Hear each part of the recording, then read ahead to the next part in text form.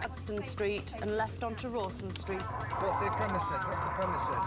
Romeo 92, post office on Rawson Street. Listen, don't go out there. What exactly did you say? Don't want to put my blues on. Not really. Two mobiles travelling. We've got males wearing balaclavas. The police commanders know they are sending unarmed officers into a possible armed situation. Look at this one. I can imagine it is. I can imagine it is. Right, just stay on the phone to me. They have no option. Members of the public are at risk. I can't hear him. Romeo 92, sorry, I'm not receiving you at all. Just try again, please. Romeo 11, your signals are appalling. But I've got the youth travelling. It's post office on Rawson Street. Post office, here. 92, state 6. Mobile, state 6, is that? 92. But the rapid response has not been fast enough. The robbers have gone. In a getaway car. Yeah, listen to me. I've just spoken to Steve. 92 further, went straight on across Northgate over pedestrian ramps into Old Baseford. There are high levels of burglary and car crime. There are high levels of violent crime that I think leave a lot of people with a feeling that, if you like, the forces of law and order, the establishment, isn't in control. We recognise that we've got to tackle those and bring them down. No sign of the robbers, but there's another emergency. More violence. It's Brophy and Blinco's call again. There's a report come in that there's a male being assaulted by 3 others with baseball bats on Beacon Avenue. So there's 1 unit being dispatched. We're going to back them up. Other police units are already at the scene. It's 11 a.m. 9-1, we're state 6, Birkin. The incident has taken place in a side street in a busy part of town. It's a mystery. The victim's injuries are bad, but not life-threatening. He's now saying he wasn't attacked. 91, state 6, junction of Gregory Boulevard, the incident. I don't really live anyway. Ah! My head's up. Please, I'm trying, it hurts. What do you do when you're in pain? No, he's just looking at you, mate. Ah! See if anyone's seen anything on board. We've got it confirmed from some people here that he has actually been attacked with baseball bats, but at the moment he's telling us that he fell over. Locals, who must have seen the attack, are being tight-lipped. But PC Brophy doesn't give up easily. I understand if people don't want to talk to us, but at the end of the day, if they can even just tell us what they look like, so as we know who we're going to try and find. We just seen about 4 guys beating this guy up, that's all. All right. He didn't even break. I mean, Right. Were they in a car or on foot? No, on foot. On foot. And where did they go off to? They went back walking that way, but can you see that brick there on the road? Yeah. I hit him with that as well. So. They also hit him with that brick as well, did they? Brophy has no doubt he is dealing with an assault. Phil.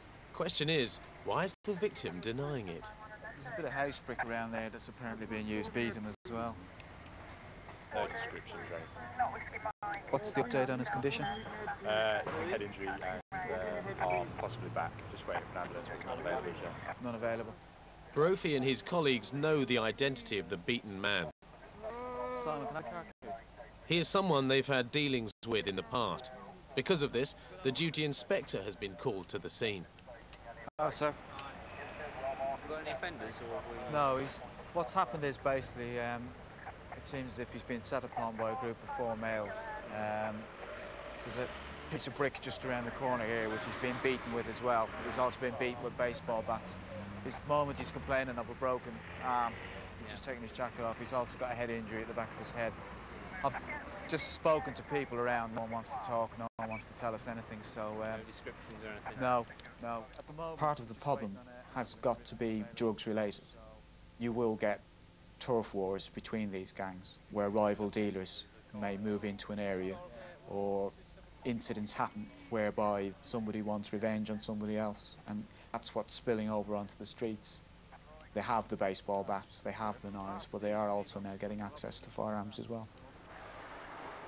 PCs Richardson and Foster are also worried about people with lethal weapons. For most police officers in Nottingham, the wearing or not wearing of anti-stab vests is a big issue. Not that I particularly believe in fate, but if you notice, neither me or Martin have got our stab proofs on. course, essentially, if it's going to happen, it will happen. If you go into a job where you know nights are there, we'll stop and put them on. But outside that, do you feel the same? There's only I just wear my vest on nights. Yeah. Because the sort of jobs you go to are going to be more violent. Drunken domestics, assaults, glassings, bottlings in city centres. So there are risks, not just from knives, but from broken glass as well. PC Richardson is now onto something. A car in front is familiar, or at least its number plate is. Check that number, Marty. This one. Yeah. It could be the getaway car they've been looking for. If it is, it should be on the police national computer.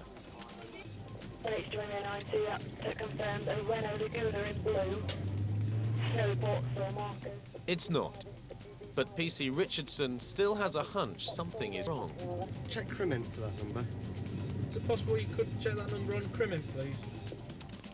Crimint is Nottingham's own criminal intelligence computer, which has details of wanted people and suspect vehicles. Come on, quickly with that. H2, Charlie Romeo 92. Yeah, confirm you're behind this vehicle. So turning right onto Benting Road towards Alfton Road. Yes, we've got a Crimint check on this vehicle in connection with firearms. If you can just stay off for the time being, inspectors with me on this. PC Richardson used to be a firearms officer. He knows all about guns and the dangers. All decisions about where to stop the car will be made by an inspector in the control room, and he wants a firearms unit to deal with it. Richardson and Foster must follow discreetly and report back. Can stop before they can get the firearms here to us. Tell you now. Across town, the man who says he wasn't attacked by a gang is being taken to hospital with a broken arm. The eyewitnesses may not have been much help, but local kids have been. They've found something significant. 10-4, thank you. OK, kids, can you just step away from it from you? OK, just step away from it then. Right, can we get some tape up so there's blood on this? All right. Yeah. Step away from me now, kids. You've done a good job, OK? Directly opposite the entrance to Brushfield Street, we've just recovered a knife which has got blood on it. It's been found by a child. The mystery is now starting to unravel. What we've been able to piece together so far is that the victim, this is actually his vehicle. We believe he's been pursued from this direction. He's come down over the hill and lost control of his vehicle, obviously collided with the lamppost, and as he's done so, has then got out of the vehicle and gone on foot in this direction here. From what witnesses have said, it's believed up to 6 males, possibly all black, have actually assaulted him. They may well be known to him, but at the moment we're still obviously conducting house-to-house inquiries. We've now got this knife here, which is, at this moment in time, could be related, we don't know, but obviously there is some blood on it. It could be that it's maybe being used by the man to defend himself, or maybe by one of his attackers. 10-6, go ahead. Knowing what happened is one thing. Being able to do anything about it, quite another. As long as the victim refuses to identify his attackers or press charges, the police are powerless.